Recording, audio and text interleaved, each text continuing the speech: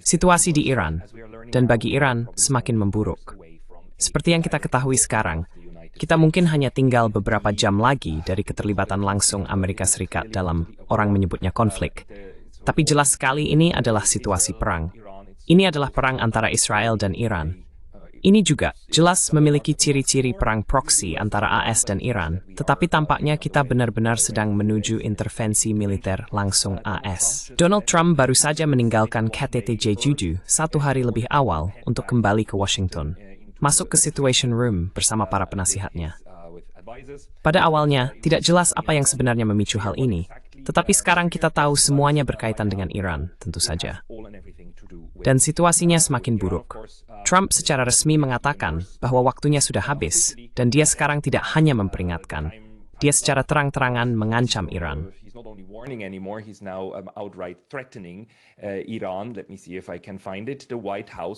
Mari saya lihat apakah saya bisa menemukannya. Gedung Putih sebenarnya, di akun Twitternya, memposting ulang sebuah unggahan Truth Social yang diberikan Trump, dan bunyinya sebagai berikut. Iran seharusnya menandatangani kesepakatan itu. Saya sudah bilang mereka harus menandatangani. Sungguh memalukan dan sia-sia nyawa manusia. Secara sederhana, Iran tidak boleh memiliki senjata nuklir. Saya sudah katakan berulang kali, semua orang harus segera mengevakuasi Teheran. Apakah Anda sadar, maksud saya, ini adalah Presiden Amerika Serikat yang memberikan perintah kepada ibu kota Iran, sebuah kota berpenduduk 10 juta orang, untuk dievakuasi. Ini benar-benar mengerikan.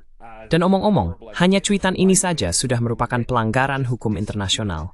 Pelanggaran yang sangat berat, karena ancaman penggunaan kekuatan dilarang oleh Piagam PBB, bukan hanya penggunaan kekuatan itu sendiri.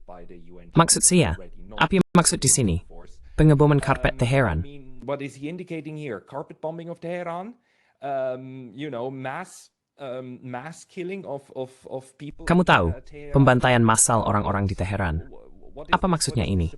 Jadi sekarang, ini ditambah lagi dengan dia kembali ke AS dan meninggalkan KTT Jeju adalah, maksudku, kamu tidak bisa mengatakan dengan lebih jelas lagi bahwa kamu akan segera memasuki perang. Tapi di sisi lain, kamu bisa. Dan aku hanya ingin menunjukkan satu hal. Ini dari The New York Times. The New York Times masih saja menemukan cara untuk membingkai ini, seolah-olah pemerintahan Trump sangat ingin mencari jalan keluar. Trump tinggalkan KTT Jeju lebih awal setelah menandatangani seruan untuk deeskalasi di Timur Tengah. Jadi rupanya, ada deklarasi Jeju, dan deklarasi itu mencakup seruan untuk deeskalasi. Dan The New York Times dalam pembaruan langsungnya memberi kita informasi ini, kan? Jadi dia pergi, tapi dia menyerukan perdamaian, kan? Dia adalah presiden perdamaian. Yusri perdamaian.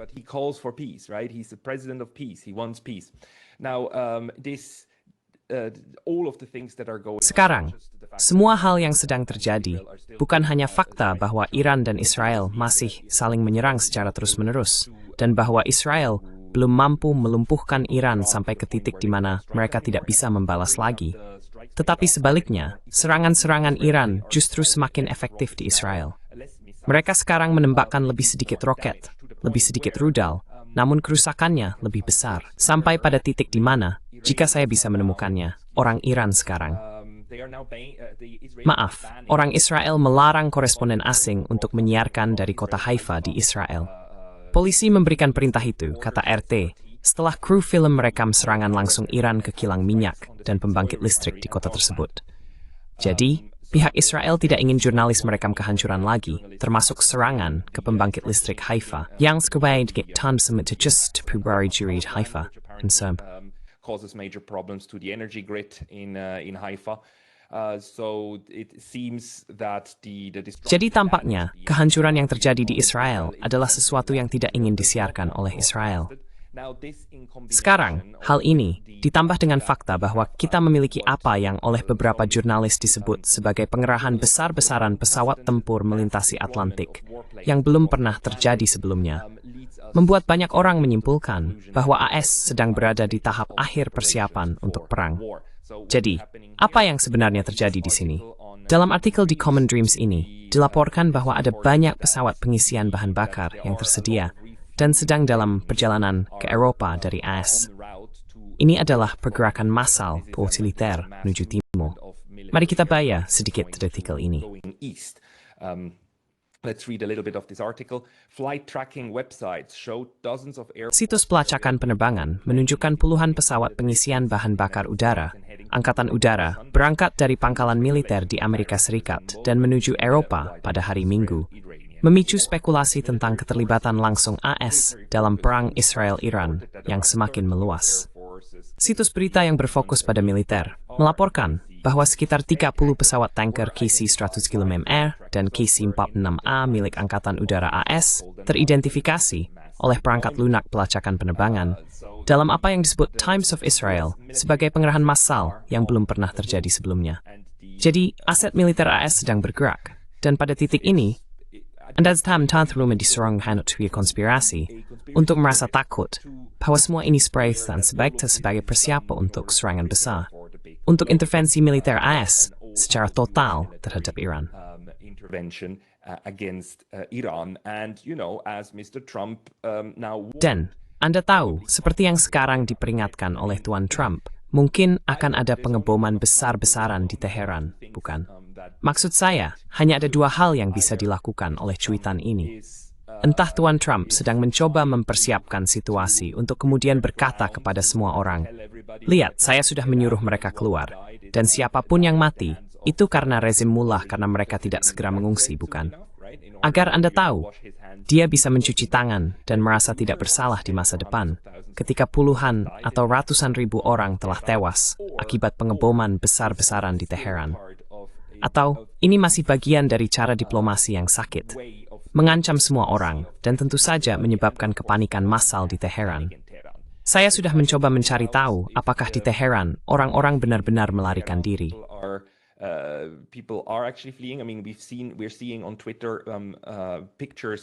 Maksud saya, kita melihat di Twitter gambar-gambar konvoi mobil yang sangat panjang mencoba meninggalkan kota pada tengah malam pukul 3 dan 4 pagi di Teheran. Saya tidak tahu apakah gambar-gambar ini dapat dipercaya. Saya mencoba melihat apa yang dilaporkan oleh Tehran Times, tetapi Tehran Times sedang tidak dapat diakses. Saat ini, Tehran Times tidak bisa dijangkau. Apakah itu karena pengeboman di Iran atau karena serangan siber terhadap media ini dan media lain? Kita tidak tahu.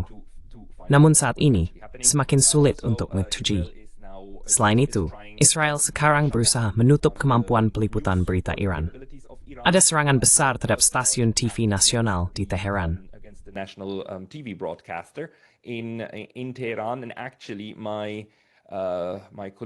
Dan sebenarnya, rekan saya sekaligus narasumber wawancara 2 hari lalu, Said Marandi, ada di sana.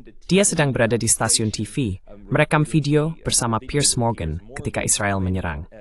Izinkan saya membacakan cuitannya. Dan jika Anda belum tahu, Pak Marandi adalah pria ini yang berbicara dengan saya 2 hari lalu, pada hari Minggu, dan menjelaskan situasi dari dalam Teheran.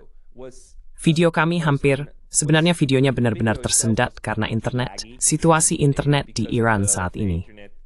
Menurut Pak Marandi, itu karena orang Iran sendiri yang memperlambat internet demi alasan keamanan. Namun bisa juga karena internet memang sudah tidak berfungsi dengan baik lagi, dan itu disebabkan oleh serangan terhadap infrastruktur Iran.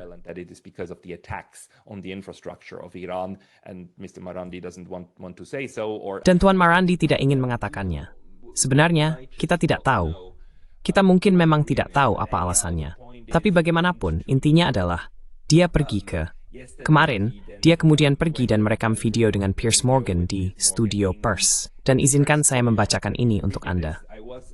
Saya berada di Press TV, bersiap untuk wawancara dengan Piers Morgan, seorang pendukung genosida yang terkenal dan tidak jujur, ketika Zionis mengebom media pemerintah Iran, membunuh para jurnalis. Asap terlihat saat mereka mengevakuasi gedung Press TV. Tapi saya menolak pergi karena wawancara itu. Saya tetap tinggal sendirian untuk membela rakyat Iran. Tapi Morgan mengoceh omong kosong melawan Iran, secara efektif membenarkan agresi pembunuhan. Pendukung pembunuh anak-anak dan pembunuh jurnalis itu bahkan berbicara.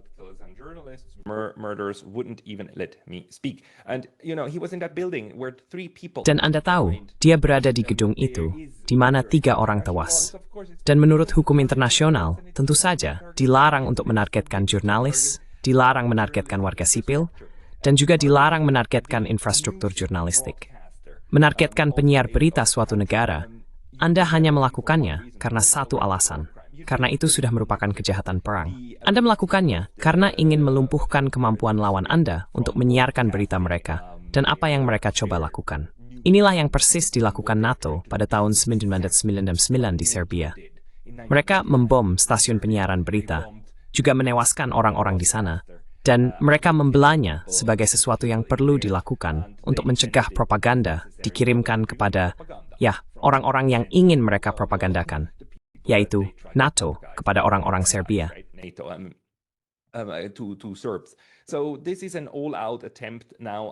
Jadi ini adalah upaya habis-habisan untuk melumpuhkan kemampuan Iran dalam melakukan siaran massal. Dan Anda tahu, infrastruktur telekomunikasinya. Bagi saya, ini jelas merupakan upaya untuk mempersiapkan situasi. Meskipun hal ini sendiri masih bisa dilakukan dalam kerangka alasan, Anda tahu, tarik ulur antara Iran, bukan? Tapi ketakutan sebenarnya sekarang adalah bahwa AS hanya tinggal beberapa jam lagi untuk ikut campur. Saya juga akan membacakan beberapa pembaruan dari New York Times. Yang satu ini mengatakan bahwa Presiden Trump menyatakan alasan kepergiannya yang mendadak jauh lebih besar daripada sekadar mencoba menengahi gencatan senjata antara Iran dan Israel. Presiden Emmanuel Macron dari Prancis sebelumnya menyarankan bahwa Trump pergi untuk secara pribadi menengahi gencatan senjata. Salah, kata Trump di media sosial. Dia tidak tahu mengapa sekarang sedang ke Washington. Lasa, eman anis sama sekali tidak juga senyidangin senjata.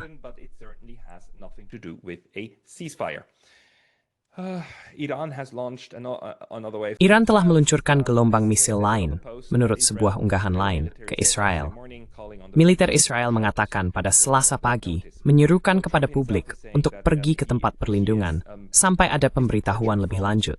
Jadi Trump sendiri mengatakan bahwa kepergiannya dari J7 tidak ada hubungannya dengan upaya menengahi gencatan senjata. Jadi, apalagi alasannya? Apalagi alasannya?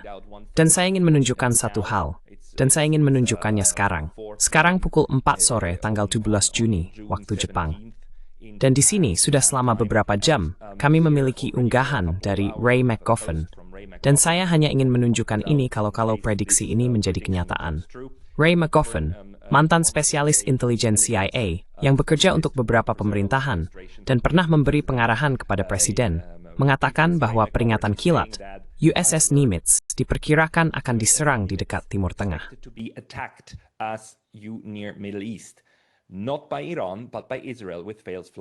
Bukan oleh Iran, tetapi oleh Israel dengan serangan bendera palsu, lalu menyalahkan Iran. Hormati sumpah Anda pada konstitusi. Jangan tutupi seperti yang dilakukan Angkatan Laut AS ketika Israel menyerang USS Liberty.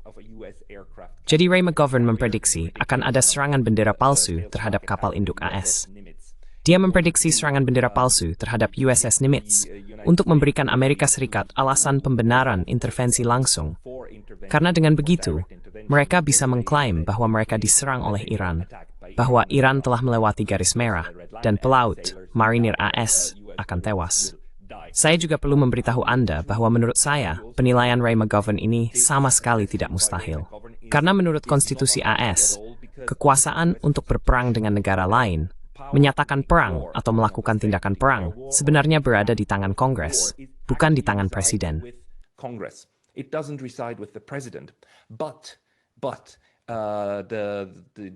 Namun, jika diserang, maka Presiden AS tentu saja adalah panglima tertinggi angkatan bersenjata dan memiliki wewenang penuh untuk memerintahkan pertahanan aset Amerika Serikat, personel militer, dan seterusnya.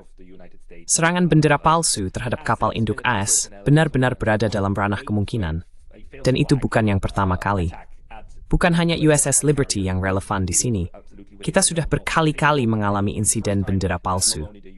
Kita pernah mengalami insiden Teluk Tonkin. Taktik mengklaim telah diserang untuk membenarkan serangan balasan, dan kemudian perang besar-besaran bukanlah hal baru dan tidak akan menjadi hal baru. Jadi saya menyoroti prediksi dari Ray McGovern ini. Mungkin saja hal itu terjadi. Actually, Donald Trump is the kind of person who might. Sebenarnya, Anda tahu, Donald Trump adalah tipe orang yang mungkin saja menyatakan bahwa sekarang Amerika Serikat akan ikut membela diri Israel. Tentu saja, dia tidak akan menyatakan perang. Dia mungkin akan memutarbalikkan narasinya dengan cara lain, selama dia bisa melakukannya. Tapi menurut saya hal ini sama sekali bukan sesuatu yang mustahil.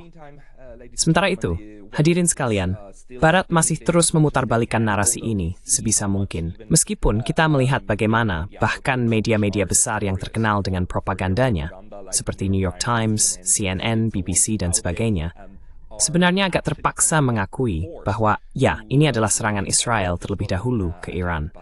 Dan bahwa ini sebenarnya juga merupakan pelanggaran hukum internasional.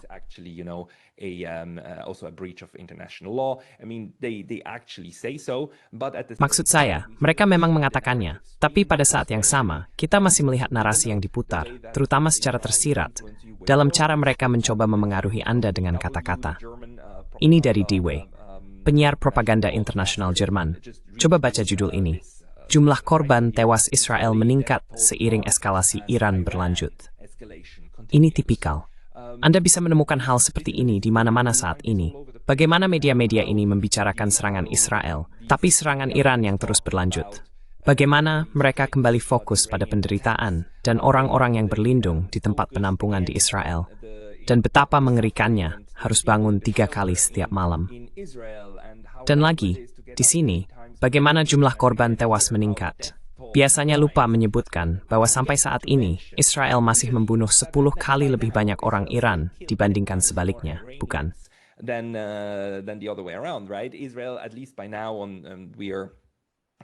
Israel, setidaknya sampai sekarang, angka-angka ini kemungkinan berasal dari Senin 16 Juni, telah mencatat jumlah korban tewas sebanyak 14 orang. Sementara di Iran, 224 orang tewas akibat pemboman Israel.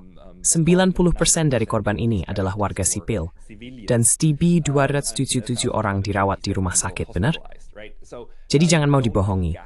Maksud saya, orang-orang Israel tentu saja juga punya keberanian untuk tampil di TV dan mengklaim bahwa mereka melakukan serangan dengan presisi. Dan mereka sangat bangga karena mampu membunuh ilmuwan Iran saat tidur, di kamar tidur mereka, bukan dengan menembakkan rudal, tapi dengan drone.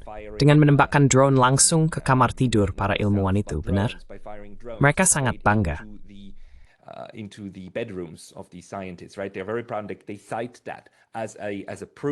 Mereka mengutip hal itu sebagai bukti bahwa mereka bertindak secara bedah dan presisi. Dan perbedaannya dengan Iran adalah, Iran mencoba mengebom warga sipil secara sembarangan. Namun sekali lagi, jumlah korban jiwa berbicara dengan sangat jelas. Israel sejauh ini telah membunuh jauh lebih banyak warga sipil, lebih dari 10 kali lipat dibandingkan Iran. Dan ini hanyalah bagian dari gaslighting, dunia pura-pura.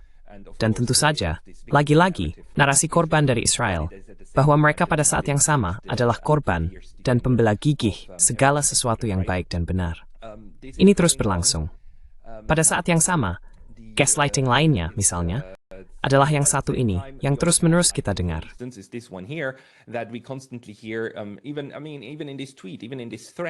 Bahkan dalam cuitan ini, bahkan dalam ancaman terhadap ibu kota Iran, Donald Trump mengatakan Iran tidak boleh memiliki senjata nuklir. Kabar terbaru, Iran tidak memiliki senjata nuklir. Hal ini juga telah disampaikan dan ditekankan oleh Trita Parsi dari Institute for Responsible Statecraft. Di sini, izinkan saya membacakan cuitannya. Saya mengatakan kepada CNN bahwa tidak perlu ada tekanan untuk membuat Iran bernegosiasi. Iran sudah berada di meja perundingan. Pembicaraan dijadwalkan pada hari Sabtu. Jadi seluruh narasi bahwa Amerika Serikat tidak punya pilihan lain selain mengancam Iran agar kembali ke meja perundingan itu konyol. Karena mereka memang sedang bernegosiasi. Dan klaim bahwa Iran akan memiliki senjata nuklir besok juga sama konyolnya.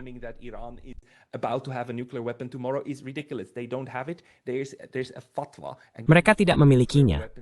Ada fatwa terhadap senjata nuklir di Iran yang dikeluarkan oleh Ayatollah Khamenei.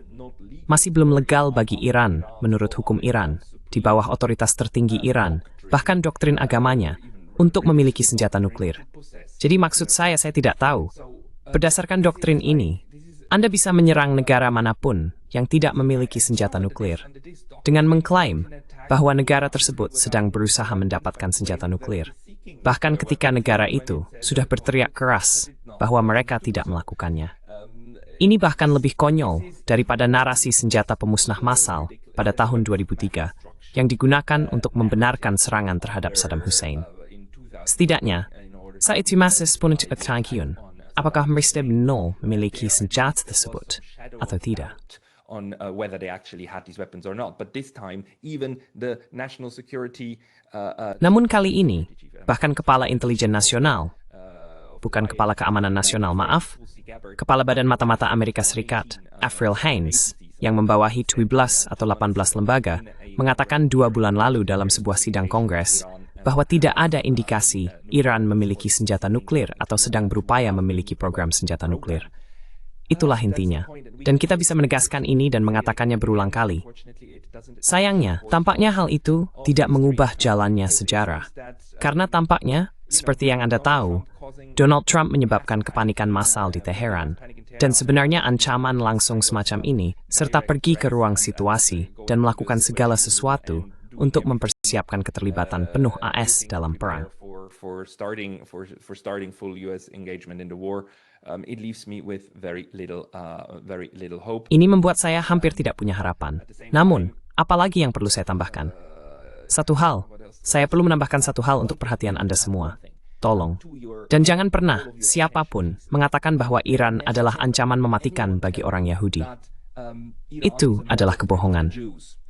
Dan tolong baca pembaruan berita ini. Pemimpin Yahudi Iran mendesak serangan rudal harian terhadap Israel. Ada komunitas sekitar 9.000 orang Yahudi yang tinggal di Iran. Dan mereka aniaya. Ramiji Talati. Maka diusir ke rumah mereka.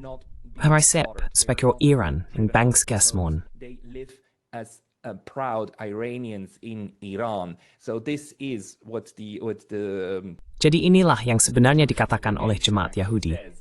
Bahwa kebrutalan Zionis yang jauh dari moralitas manusia manapun dan telah menyebabkan kesyahidan sejumlah rekan sebangsa kita yang tercinta, termasuk anak-anak yang tidak bersalah, telah melukai hati kita semua.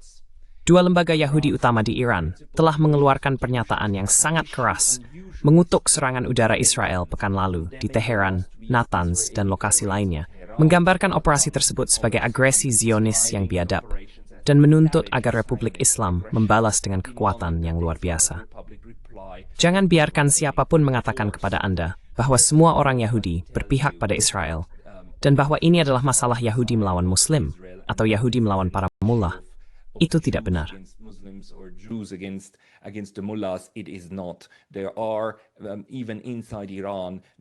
Bahkan di dalam Iran sendiri, ada suara-suara Yahudi yang sangat penting yang sepenuhnya, secara total, dan dengan sepenuh hati menolak perang agresi Zionis terhadap Iran.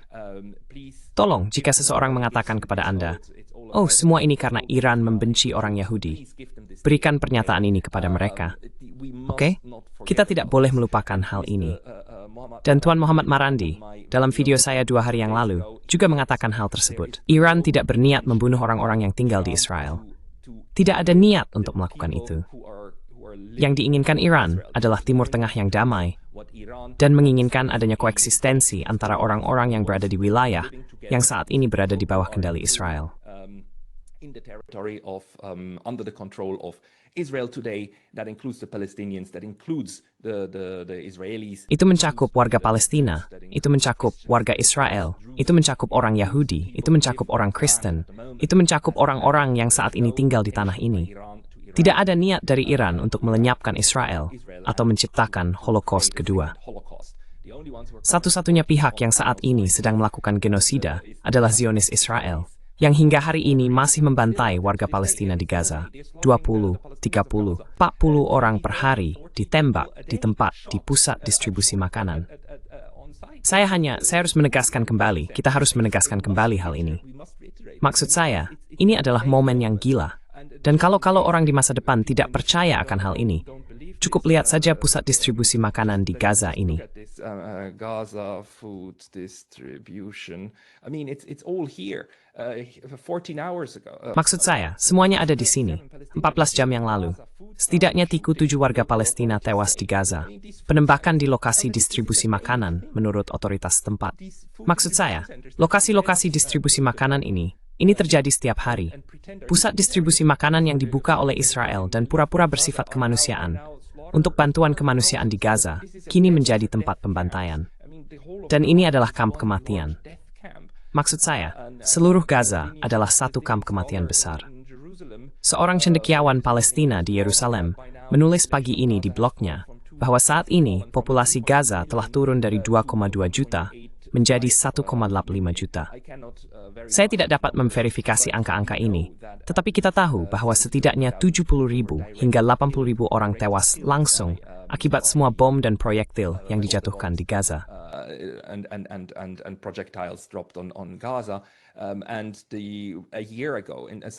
Dan setahun yang lalu, pada awal musim panas, bulan Juni 2024, majalah The Lancet, salah satu jurnal medis akademis terbesar dan paling bergengsi, memperkirakan bahwa jumlah korban tewas sudah jauh di atas 100.000 setahun yang lalu, dan bahkan lebih mendekati sekitar 190.000. Jika kita mempertimbangkan semua orang yang meninggal karena penyakit yang dapat dicegah, kanker, dan penyebab tidak langsung lainnya akibat perang. Jadi sekarang, kita sudah setahun setelah itu. Perkiraan bahwa sekarang sudah sekitar 300.000 orang yang telah meninggal, atau bahkan lebih dari itu, bukanlah sesuatu yang berlebihan. Inilah kenyataan yang kita lihat saat ini, dan ini terjadi secara bersamaan. Orang-orang Israel masih membantai warga di Gaza, bahkan ketika mereka seharusnya sangat khawatir karena sistem pertahanan udara mereka tidak berfungsi.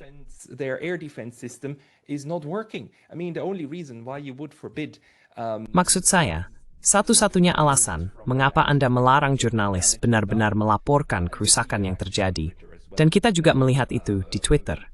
Kita melihat banyak orang Israel marah ketika jurnalis melaporkan kerusakan yang terjadi di Tel Aviv dan sebagainya.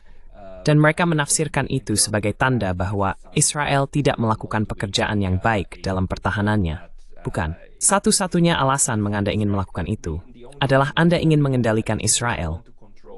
Anda ingin mengendalikan narasi ini, bukan? Dan Anda ingin menciptakan narasi secara bersamaan bahwa Anda adalah korban, tetapi juga bahwa Anda hanya perlu satu pukulan terakhir lagi terhadap musuh, dan kemudian musuh akan jatuh.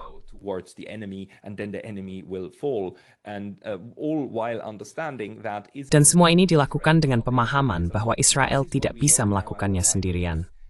Inilah yang kita pelajari sekarang setelah 5 hari, pada hari Selasa ini, dan bahwa serangan Israel terhadap Iran dimulai pada hari Jumat. Serangan itu dimulai dengan serangan pemenggalan terhadap kepemimpinan militer dan juga kepemimpinan ilmiah Iran. Namun, ini tidak membuat Iran jatuh. Anda tahu, sungguh mengejutkan. Militer memiliki lebih dari 2 atau 3 pemimpin. Mereka sebenarnya hanya menunjuk pemimpin berikutnya, lalu berikutnya lagi, untuk memimpin garda dan melanjutkan strategi. Ayatollah Khamenei malam ini juga menerbitkan pidato di mana ia mengatakan bahwa bahkan jika terbunuh, pertahanan negara akan tetap berlanjut. The defense of the country will continue. He spoke quite wholeheartedly. Dia berbicara dengan sepenuh hati tentang tubuhnya yang tidak penting bagi perjuangan Iran dan pertahanan nasional. Ngomong-ngomong, sejauh ini tidak ada satupun teman Iran saya yang semuanya sangat kritis terhadap rezim di Teheran, yang mengatakan bahwa mereka berharap serangan Israel akan berhasil. Justru sebaliknya, bahkan teman-teman yang selama ini berulang kali mengkritik kepemimpinan agama ini, Ayatollah Khamenei dan pemerintah, mereka mengatakan bahwa, ya, Israel sebenarnya membuktikan penjaga militer itu benar. Membuktikan bahwa Israel benar-benar berniat menghancurkan Iran. Dan sebenarnya, para pembela rakyat Iran saat ini tentu saja adalah pemerintah Iran, bukan? Dan itu sebenarnya tidak terlalu sulit untuk dipahami.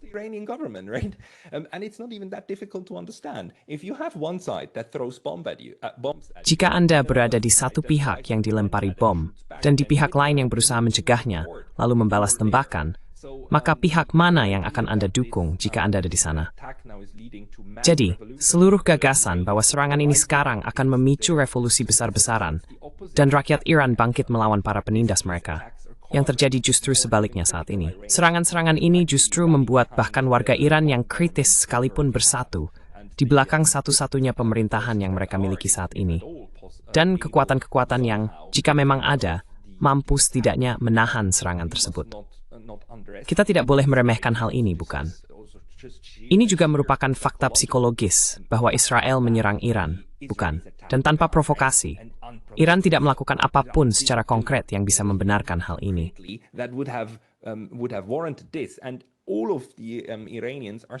Dan semua orang Iran melihat ini, dan sekarang memahami bahwa, oke, ini adalah sebuah serangan. Jadi apa yang Anda lakukan ketika Anda diserang? Anda bahkan mungkin perlu bekerja sama dengan mereka yang tidak Anda sukai. Karena ancaman yang lebih besar sebenarnya datang dari luar.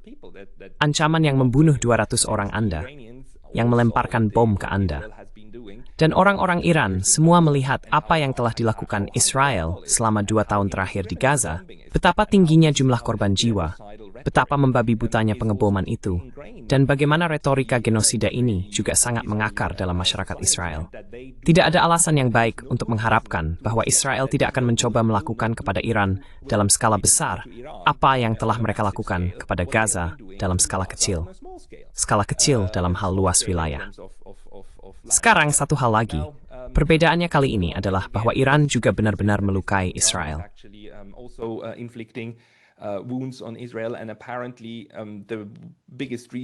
Dan tampaknya, alasan terbesar mengapa Donald Trump sekarang mengancam akan melibatkan Amerika Serikat secara langsung adalah karena itu satu-satunya hal yang entah bagaimana bisa menyelamatkan Israel.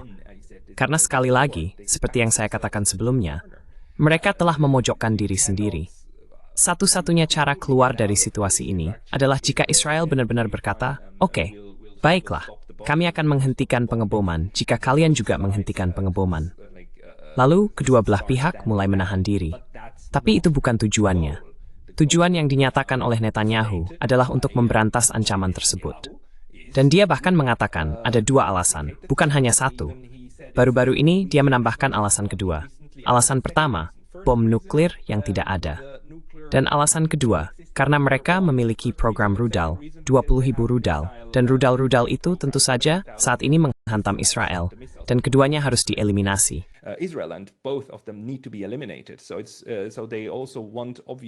Jadi mereka juga ingin jelasnya, untuk melemahkan dan mendemilitarisasi Iran.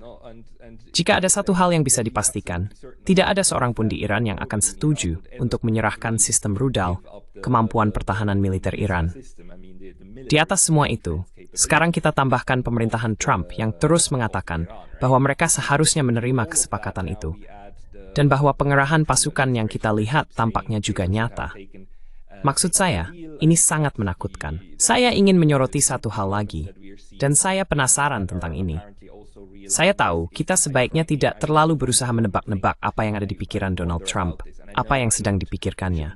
Mungkin ini sama sekali tidak disengaja, tapi saya merasa menarik bahwa dalam pernyataannya di Truth Social, dia benar-benar menulis kesepakatan dalam tanda kurung. Iran seharusnya menandatangani kesepakatan itu. Kesepakatan itu. The deal. Biasanya, kata-kata dimasukkan dalam tanda kurung jika ingin menekankan bahwa kata-kata tersebut bukanlah seperti yang dimaksudkan. Ketika ingin menyiratkan bahwa sesuatu itu tidak nyata, bahwa itu adalah sesuatu yang mengancam. Saya tidak tahu apakah ini semacam pengakuan bahwa kesepakatan ini sebenarnya tidak pernah dimaksudkan untuk menjadi nyata, atau apakah ini hanya Amerika Serikat yang menggunakan kata berbeda untuk pada dasarnya sebuah deklarasi penyerahan. Bukan, karena itulah yang mereka tuntut di sini. Itulah yang dituntut oleh Israel. Israel menuntut agar Iran tanpa syarat, dan kemudian menyerahkan apapun, dan segalanya yang menurut Israel harus diserahkan oleh Iran, mendemilitarisasi persenjataannya, dan sebagainya. Dan apapun yang kurang dari penyerahan total itu, tampaknya kini menjadi alasan bagi Israel untuk menuntut agar Amerika Serikat ikut berperang. United States enter the war, and it seems that they are preparing for that. Dan tampaknya mereka sedang mempersiapkan itu. Sekali lagi, satu hal yang saya tidak tahu adalah, apakah akan ada serangan bendera palsu? Apakah kita akan mendengar beberapa jam dari sekarang bahwa Iran telah menyerang dan merusak kapal induk AS atau kapal lain, sesuatu yang mengapung di suatu tempat? Sebaiknya sesuatu yang bisa dibuat menghilang, bukan? Sesuatu yang bisa dipastikan tenggelam, sehingga tidak bisa diketahui siapa yang menembaknya. Sesuatu, Anda tahu, seperti Nord Stream. Sesuatu yang kemudian bisa diklaim bahwa hanya para penganut teori konspirasi yang menganggap itu bendera palsu, dan semacamnya. Jadi saya menduga, sesuatu yang bisa tenggelam, yang akan diserang. Di sisi lain, sekali lagi, Donald Trump mungkin saja tidak peduli, dan tetap melanjutkannya. Donald Trump might just not care and go ahead anyway if nobody stops him in Congress. Jika tidak ada yang menghentikannya di Kongres, maka itu akan menjadi kenyataan. Itu hanya akan menjadi perang. Itu hanya akan menjadi kenyataan. Dan kemudian, kita akan hidup di dunia yang sangat baru. Karena satu hal yang jelas, Rusia dan Tiongkok tidak akan hanya diam saja dan tidak melakukan apa-apa. Saya akan berbicara tentang hal ini dalam waktu dekat, juga dengan rekan-rekan Rusia, tentang apa yang mereka harapkan dan apa yang mereka dengar dari Moskow, dan sebagainya.